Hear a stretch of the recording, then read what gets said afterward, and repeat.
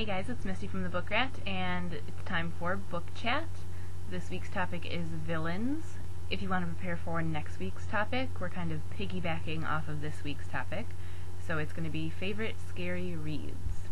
Now, for me, some of the best villains aren't necessarily monsters. They actually tend to be very human and show the worst of humanity, which is far creepier. There's kind of a broad range of what I look for in a villain and what I really like about a villain, so I'm just going to get right into some of my favorites. First up is the man Jack from the Graveyard Book. The book basically starts off with him and is one of my favorite opening pages to a book ever. There was a hand in the darkness and it held a knife.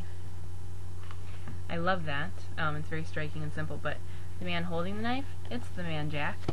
What I love about him is he's relentless. It's like the Terminator. Every time you turn around, he's just there and he's just coming at you, and it's not ever gonna let up, and there's no emotion behind it. It's just a relentlessness, and that's really creepy.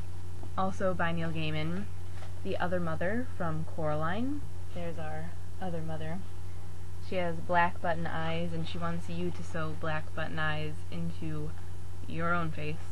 I wish that I had read this as a kid so I could have been good and truly terrorized. I mean, it's just creepy and I love every minute of it.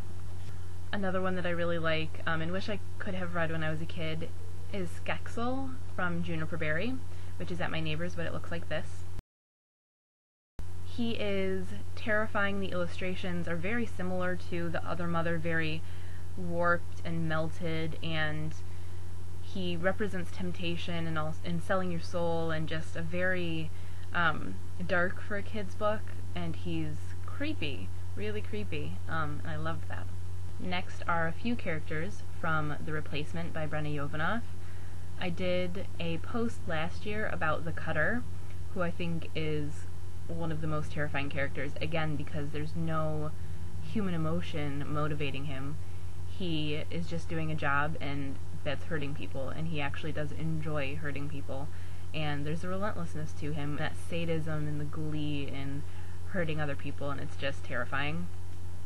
But the Lady and the Morrigan are both up there on the kind of villainous, creep you out scale, so great villains in this one. Mayor Prentice from the Chaos Walking series. This is actually book 3, but it was the easiest to reach. He's terrifying because he's so self-confident and so convinced that he's right and what he's doing is what's supposed to happen, and you can't really defeat that. So that's really creepy. Beyond that, he has figured out how to essentially control people and brainwash them and convince people that they have to commit these heinous acts in order to create a better world, and that's really terrifying, and it's a great, great villain. Along those same lines is the Reverend from Meridian. There's nothing more terrifying to me than sort of religious extremism and zealotry and the self-righteousness that comes with that, and again, like Mayor Prentice, just that assuredness that you're right. Now, the Reverend does know that the things that he's doing are dark. He is a very dark person. He's a member of the Adirondacks, which as a group I find a little cheesy, but with the Reverend, what's so terrifying about him is he's got everyone cowed, and he's got everyone rallying behind him and supporting him and agreeing with him. And I think it's sort of like being a cult member versus a cult leader. If you're just one person and you're doing bad things, it's bad, but it's not necessarily terrifying. It's not necessarily all that villainous.